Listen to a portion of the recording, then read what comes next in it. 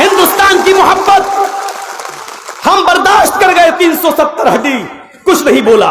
हम बर्दाश्त कर गए। ट्रिपल तलाक तुमने पास करा लिया क्योंकि हम इस देश में अमन और शांति को बहाल रखना चाहते थे। हम बर्दाश्त कर गए कि बाबरी मस्जिद का फैसला प्रेशर में तुमने अपने पक्ष में करा लिया।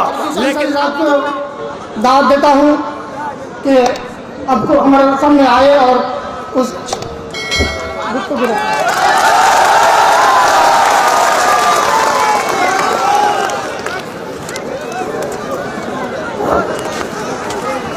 अस्सलामु अलैकुम वरहमतुल्लाहि वबरकातुहू।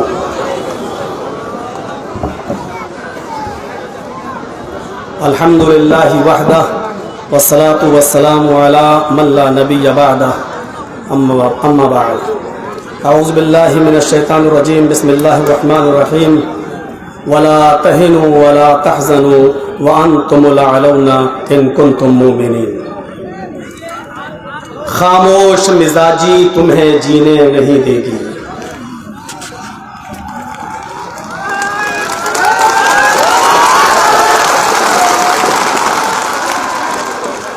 खामोश मिजाजी तुम्हें जीने नहीं देगी।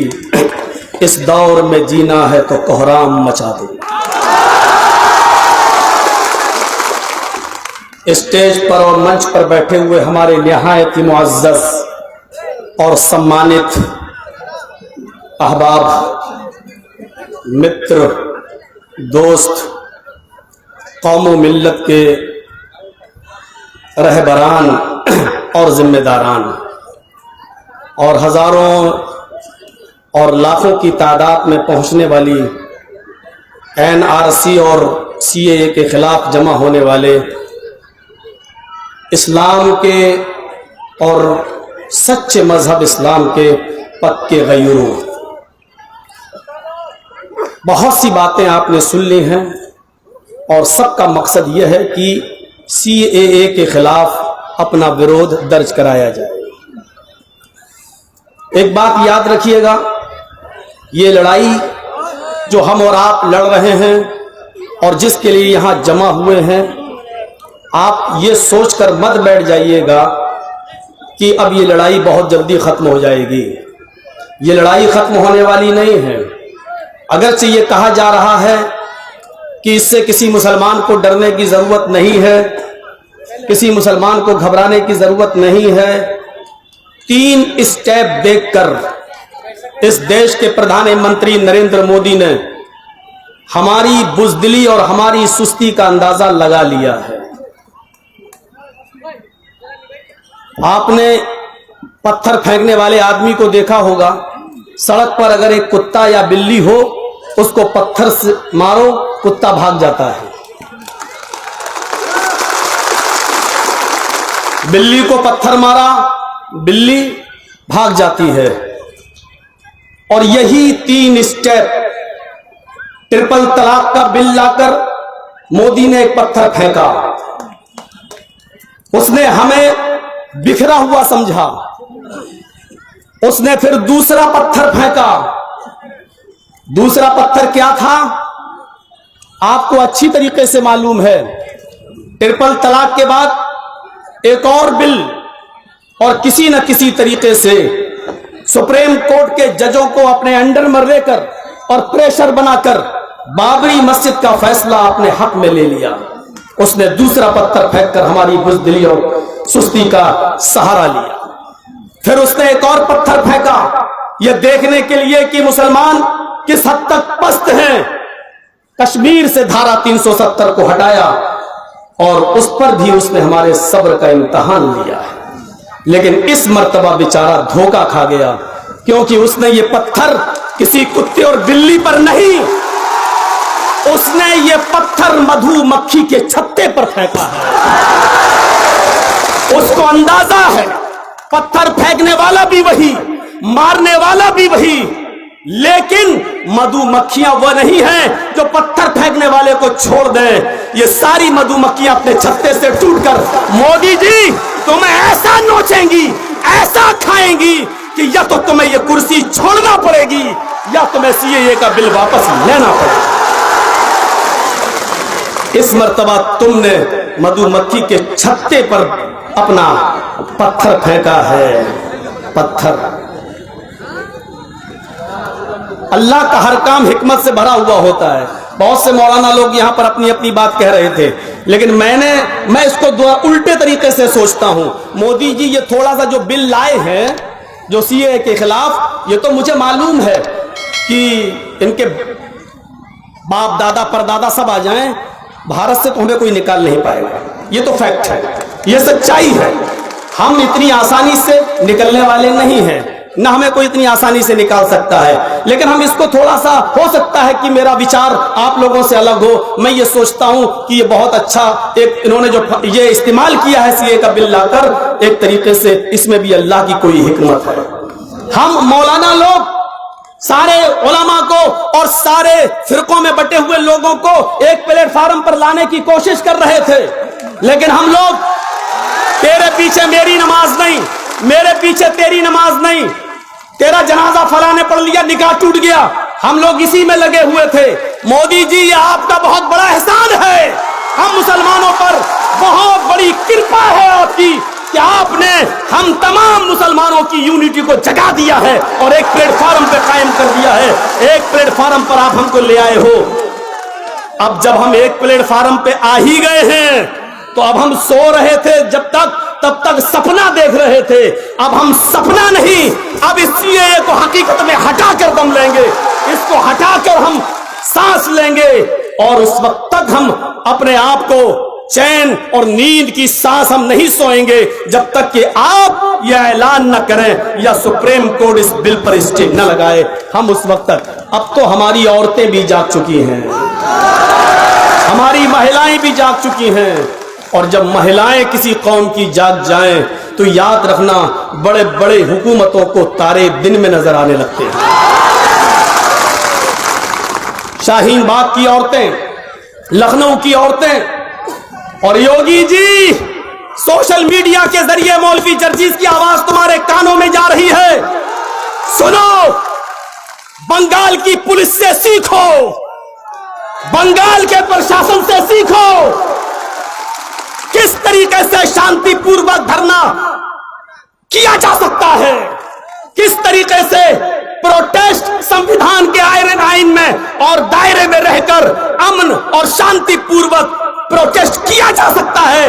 योगी की पुलिस, बंगाल की पुलिस से सबक सीखो, सबक, महाराष्ट्र की पुलिस से सबक सीखो। यह तुम्हारे लिए सबक सीखने का मौका है, सबक सीखो। हम इटावा में भी धरना दिए, औरतों को निकाला, लेकिन इटावा की औरतों पर लाठीचार्ज किया गया। मौलवी जर्जीस किशनगंज की धरती पर कांग्रेस के नेतृत्व में तौसीफ आलम की जेरे निगरानी होने वाले उस जुलूस में भी शरीक था, लेकिन किसी का इंडिया टीवी और जी न्यूज पर और सुदर्शन चैनल पर नहीं दिखाया। सबसे ज्यादा उसने मुझे नंगा करने की कोशिश की। मीडिया वालों, मुझे तुम्हारी हकीकत मालूम है, तुम किसकी गोद में पल रहे हो यह भी मालूम है, तुम्हारी हैसियत क्या है यह भी तुम्हें मालूम है। मैं ये भी जानता हूं कि तुम पैसों के चक्कर में अपनी मां, बहनों, बेटियों की इज्जत को, अस्मत को भी तार तार कर सकते हो, क्योंकि तुम्हारे ऊपर किसका हाथ है मैं अच्छी तरीके से जानता हूं। अर्थव्यवस्था और इधर उधर की बातें तुम उस पर डिबेट नहीं कर सकते हो, क्योंकि तुम्हारा चैनल बंद कर दिया जाएगा। यह तुम्हें भी मालूम है, यह तुम्हें भी मालूम है। मेरे भाइयों, एक बात और कह देना चाहता हूं आपसे, मोदी जी इंडिया गेट पे चले जाइए, और 26 जनवरी को मौका लगे आज, और मेरी आवाज यूट्यूब के जरिए और सोशल मीडिया तक पहुंच जाए, के जरिए जाए, तो इंडिया गेट पर जाते वक्त लिस्ट देख लीजिएगा। लिस्ट इंडिया गेट पर, आपको मालूम है, इस देश की आजादी के लिए, इस देश के संविधान को बचाने के लिए, इस देश को, हिंदुस्तान को अंग्रेजों से आजाद कराने के लिए 95,300 लोगों ने अपनी जान का जो नजराना पेश किया था, उनके नाम इंडिया गेट पर आज भी लिखे हुए हैं। इंडिया गेट पर आज भी उन 95,300 लोगों में 61,395 सिर्फ मुसलमानों के नाम है। 61,395 सिर्फ मुसलमानों के नाम, 95,000 टोटल, उनमें मुसलमान कितने? 61,000। आज हमसे पूछते हो तुम नागरिकता दिखाओ। नागरिकता आडवाणी दिखाए, लाल कृष्ण आडवाणी दिखाए तुम कहां से आए हो। नागरिकता अमित शाह दिखाए कि तुम कहां से आए हो। नागरिकता मोदी जी आप दिखाओ कि आप कहां से आए हो। इस देश को आजाद कराने में हमने सबसे ज्यादा कुर्बानी दी है। पिछले 14,480, मैंने पूरा एक नोट किया है, पिछले 14,480 लोगों ने, दलित 10,777 लोगों ने, स्वर्ण 598 लोगों ने, सिख 8,050 लोगों ने, इन सिखों ने कुर्बानी दी। मोदी जिनके संरक्षण में तुम बैठे हो, आरएसएस, जनसंघी, इनका भी नाम देख लो, 0/0। एक ने भी इस देश की आजादी में हिस्सा नहीं लिया। आज तुम तय करोगे कि भारत में किसको रहना है, भारत में किसको रहना है। तुम्हारा यह कानून मौलवी चर्चिस के पैरों की ठोकर में नहीं मानता। जाओ। और आज तुमसे एक वादा लेता हूं, मैं अपनी बात को खत्म करने जा रहा हूं, सबको बोलना है। आज तुमसे एक वादा लेता हूं, मोदी जी तुमने इस जंग को शुरू कर दिया है, तुमने इस जंग को शुरू कर दिया है, खत्म हम करेंगे। शुरू तुमने किया है, खत्म हम करेंगे। तुमने जो लड़ाई का ऐलान किया है, हमें तुम्हारा युद्ध कबूल है, हमें तुम्हारी तरफ से राइज की हुई जंग कबूल है। मुझे मालूम है कि तुम्हारे पास प्रशासन की ताकत, मुझे मालूम है हमारी बेबसी, मुझे मालूम है हमारी कमजोरी, मुझे मालूम है हमारी हीन भावता, हमें मालूम है हमारी ताकत क्या है। तुम बहुत बड़ी ताकत में हो। पुलिस तुम्हारे साथ, प्रशासन तुम्हारे साथ, आर्मी तुम्हारे साथ, फौज तुम्हारे साथ, यहां तक के सुप्रीम कोर्ट के प्रेशर में काम करने वाले जज भी तुम्हारे साथ, सब कुछ तुम्हारे साथ। हमारे साथ क्या है? इस देश का प्यार, इस देश की मोहब्बत, हिंदुस्तान का प्यार, हिंदुस्तान की मोहब्बत। हम बर्दाश्त कर गए 370 हड्डी, कुछ नहीं बोला। हम बर्दाश्त कर गए ट्रिपल तलाक, तुमने पास करा लिया क्योंकि हम इस देश में अमन और शांति को बहाल रखना चाहते थे। हम बर्दाश्त कर गए कि बाबरी मस्जिद का फैसला प्रेशर में तुमने अपने पक्ष में करा लिया। लेकिन अब तुमने हमें भारत का मानने से इनकार कर दिया है, भारत को का नागरिक कबूल करने से मना कर दिया है। इसलिए अब आखिरी बात कहता हूं मैं आपसे, मोदी जी अब हम उठ गए हैं। अब इस युद्ध में या तो पूरी तरीके से हम जीतेंगे या पूरी तरीके से हम हारेंगे।